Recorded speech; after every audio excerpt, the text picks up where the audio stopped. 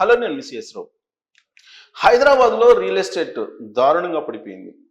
ఎంత పడిపోయింది అనే దాని మీద ఒక జాతీయ స్థాయిలో ఉండేటువంటి ఒక సంస్థ సర్వే చేసింది. దేశీయంగా రియల్ ఎస్టేట్ పడిపోయింది.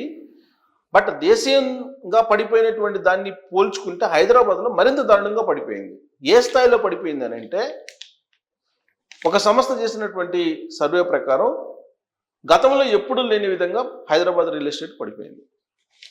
ఏ సంస్థ చేసింది దీని మీద అంటే ప్రాప్ ఈక్విటీ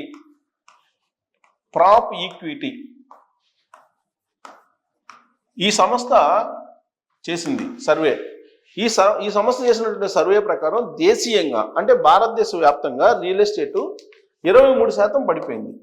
రియల్ ఎస్టేట్ అంటే ఓపెన్ ప్లాట్స్ కాదు, ఇళ్ళు, హౌసెస్ కొనుగోళ్లు సంబంధించి 23% జాతీయంగా పడిపోయింది. అంటే దేశవ్యాప్తంగా జాతీయంగా 23% పడిపోయింది. అయితే హైదరాబాద్లో కనుక తీసుకుంటే 47% ఇళ్ల కొనుగోలు 47% పడిపోయింది హైదరాబాద్లో.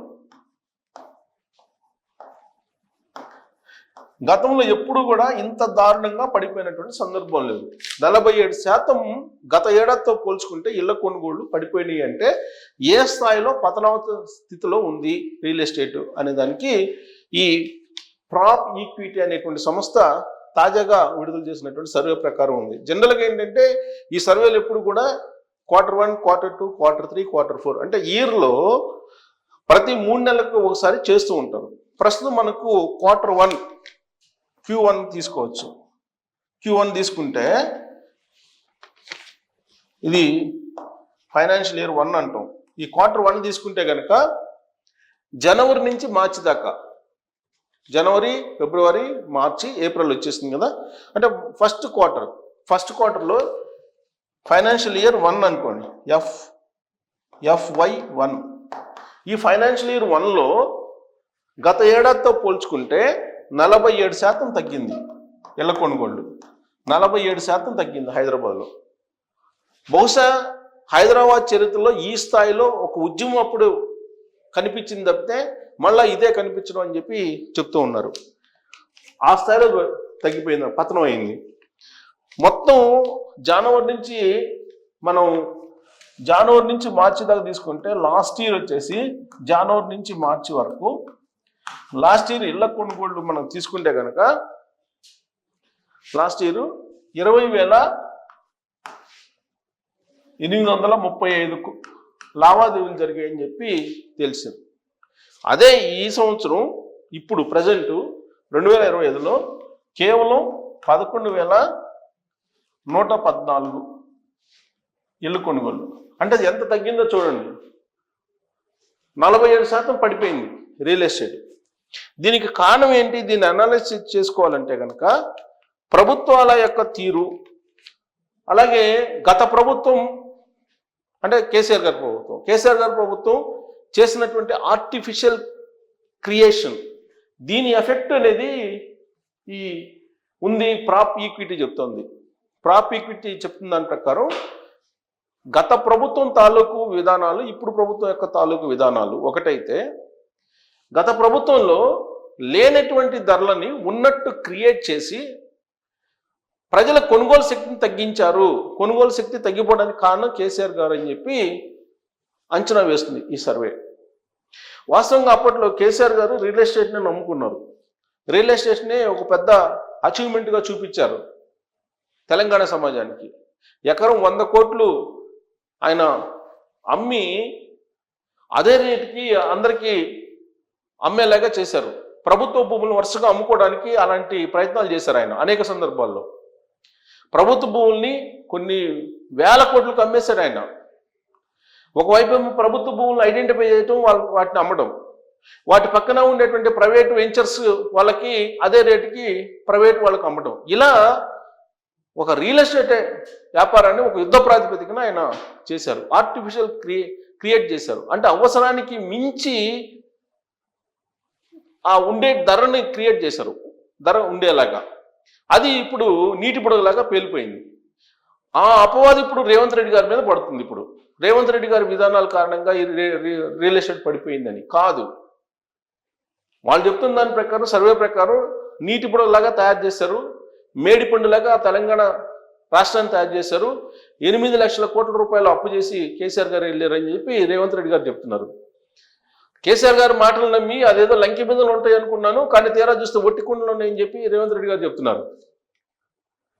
ఎందుకు చెప్తున్నారు అంటే 100 కోట్లు లేనటువంటి భూమిని 100 కోట్లు ఉన్నట్టు క్రియేట్ చేసి ఆ ధరకి ప్రైవేటు వాళ్ళకి, సామాన్యులకి, మధ్యతరగతి వర్గాలకి అంటగట్టారు.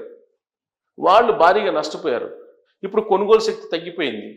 మరోవైపు రియల్ ఎస్టేట్ పెరగాలంటే ఐటీ సెక్టర్ బాగుండాలి. గత 2 సంవత్సరాల నుంచి ఐటీ సెక్టర్ దారుణంగా ఉంది. రాబోయేటువంటి రోజులు ఇంకా దారుణంగా ఉండేటువంటి అవకాశం ఉందని చెప్పి సర్వే తెలుస్తోంది. మరోవైపు అమెరికా అధ్యక్షుడు ట్రంప్ ఆయన ఇప్పుడు ఇంపోర్ట్ డ్యూటీస్ వేస్తున్నాడు, రెసిప్రోకల్ ట్యాక్స్ అని. ఆ కారణంగా ఫార్మా రంగం కానీ, మ్యానుఫ్యాక్చరింగ్ కానీ, ఆటోమొబైల్ రంగం కానీ ఇవన్నీ దెబ్బతింటున్నాయి. మరి రియల్ ఎస్టేట్ ఈ 47% పడిపోయింది, పతనావ స్థితిలో ఉంది, ఇంకా తగ్గేటువంటి అవకాశం ఉందని చెప్పి కూడా అంచనా వేస్తున్నారు. దీని అంతటి కారణం ఏంటంటే కేసీఆర్ గారు అప్పట్లో చేసినటువంటి ఆర్టిఫిషియల్ క్రియేషన్. హైదరాబాద్లో లేనటువంటి ధరలు ఉన్నట్టు క్రియేట్ చేసి ఆయన చేసినటువంటి వాలకం కారణంగానే ఇది ఇలాంటి పరిస్థితికి వచ్చిందని చెప్పి కొంతమంది రియల్ ఎస్టేట్కి సంబంధించిన నిపుణులే భావిస్తున్నారు. సో కేసీఆర్ గారు మళ్ళీ 2018 ఎన్నికల్లో రెండోసారి ముఖ్యమంత్రి అయ్యారు. ఇక అక్కడి నుంచి ఆయన రియల్ ఎస్టేట్ మీద ఎక్కువగా కాన్సన్ట్రేషన్ చేశారు. అప్పటికే మియాపూర్ భూకుంభకోణం వచ్చింది, ఇవన్నీ వచ్చాయి, కానీ అప్పటికి అంత ఇంకా ఊపందుకోలేదు. భూముల ఆక్రమణలు, భూముల దోపిడీ ఇవన్నీ కూడా. 2018లో రెండోసారి ముఖ్యమంత్రి అయిన తర్వాత కేసీఆర్ గారు మొత్తం భూములు, హైదరాబాద్ చుట్టుపక్కల ఉండేటువంటి భూముల్ని టాప్ కంపెనీలకు ఇవ్వడం, దాంట్లో అక్రమాలకు పాల్పడటం ఇవన్నీ కూడా జరిగాయి అనేది తెలంగాణ సమాజంలో ఉండేటువంటి తెలంగాణ వాదులు కానీ, లేదా కాంగ్రెస్ పార్టీ కానీ, బీజేపీ కానీ తరచూ ఆరోపించేటువంటి ఆరోపణలు. రేవంత్ రెడ్డి గారు అయితే అసలు క్లియర్గా లెక్క చెప్తున్నారు. 30,000 ఎకరాలు హైదరాబాద్ చుట్టూ ఉండేటువంటి భూములను ఆక్యుపై చేసింది కలగొండ ఫ్యామిలీ, 1,00,000 కోట్లు దోచుకుందని చెప్పి ఆయన డైరెక్ట్గా ఆరోపణలు చేస్తూ ఉన్నారు. అప్పుడు పిసిసి అధ్యక్షుడిగా ఉన్నప్పుడు ఆరోపణలు చేశారు. ఇప్పుడు అవే ఆరోపణల మీద ఎంక్వైరీలు కూడా నడుస్తూ ఉన్నాయి. ఇప్పుడు రేవంత్ రెడ్డి గారు ముఖ్యమంత్రి అయిన తర్వాత. అయితే 2023 ఎన్నికల ఎజెండా ఏం పెట్టుకున్నారంటే కేసీఆర్ గారు రియల్ ఎస్టేట్ని పెట్టుకున్నారు. రియల్ ఎస్టేట్ని పెట్టుకొని ఆంధ్రతోటి కంపేర్ చేశారు. ఆంధ్రతోటి కంపేర్ చేసి ఒకప్పుడు ఆంధ్రాలో ఎకరం అమ్ముకుంటే తెలంగాణలో 10 ఎకరాలు వచ్చేది, కానీ ఇప్పుడు తెలంగాణలో 1 ఎకరం అమ్ముకుంటే ఆంధ్రాలో 100 ఎకరాలు వస్తుంది. మరి ఇది కదా గ్రోత్ నేను చూపించిందని చెప్పి ప్రచారం చేయడం మొదలుపెట్టారు, అసెంబ్లీ లోపల, అసెంబ్లీ బయట. దానికి ఎడిషన్గా కేటీఆర్ అలాగే హరీష్ రావు గారు అమరావతి ప్రాజెక్ట్ అక్కడ కూలిపోయింది, అమరావతి ప్రాజెక్ట్ కూలిపోబట్టి మనకి ల్యాండ్ రేట్లు బాగా పెరిగాయని చెప్పి ఈక్వేషన్స్ చెప్పుకుంటూ వచ్చారు. ఇలా ఎన్ని ఈక్వేషన్స్ అల్లుకుంటూ వచ్చి లాస్ట్కి కోకాపేటలో ఎలక్షన్ ముందు వేలం వేశారు భూములు. ఎకరం 100 కోట్లు పలికేలాగా చూశారు. ఆ 100 కోట్లు ఎవరైతే పాడారో ఆ వేలంలో వాళ్ళు ఆ తర్వాత వాటిని భూములు కొనడానికి రాలేదు. అంటే ఇదంతా కూడా ఒక జిమ్మిక్. మొదటి నుంచి కూడా కేసీఆర్ గారు రియల్ ఎస్టేట్ భూముల్ని ఆర్టిఫిషియల్గా పెంచడం, అక్కడ భూములను తీసుకోవటం, కొంతమందితోటి అక్కడ ఏదన్నా ఒక ప్రాజెక్ట్ని శంకుస్థాపన చేయటం, భూముల రేటు పెంచడం, దానికి ఆనుకొని ఉండే ప్రభుత్వ భూములను అమ్మడం, ఇలా చేస్తూ వచ్చారు అనేది కాంగ్రెస్ పార్టీ ఇప్పుడు చెప్తున్నటువంటి మాట. బీజేపీ ఆరోపిస్తూ ఉంది, తెలంగాణ ఉద్యమకారులు కూడా ఇదే చెప్తూ ఉన్నారు. దానికి తోడు ఈయన స్వామీజీలకి భూములు ఉదారంగా ఇవ్వడం, తర్వాత తెలంగాణ భవన్ ఆల్రెడీ ఉంటే టీఆర్ఎస్ పార్టీకి మళ్ళా కోకాపేట దగ్గర ఆయన 15 ఎకరాల భూముల్ని కేటాయించుకున్నారు పార్టీ ఆఫీస్ కోసం. ఇవన్నీ కూడా భూములు దోచుకునేటువంటి కార్యక్రమం చేస్తూ ఆర్టిఫిషియల్గా భూముల రేటుని పెంచారు కేసీఆర్ గారు అనేది. అందుకే ఆయన రియల్ ఎస్టేట్ భూముల్ని ఒక ఎజెండాగా తీసుకుని ఎన్నికలకు వెళ్ళి బోల్తా పడ్డారు 2023 ఎన్నికల్లో.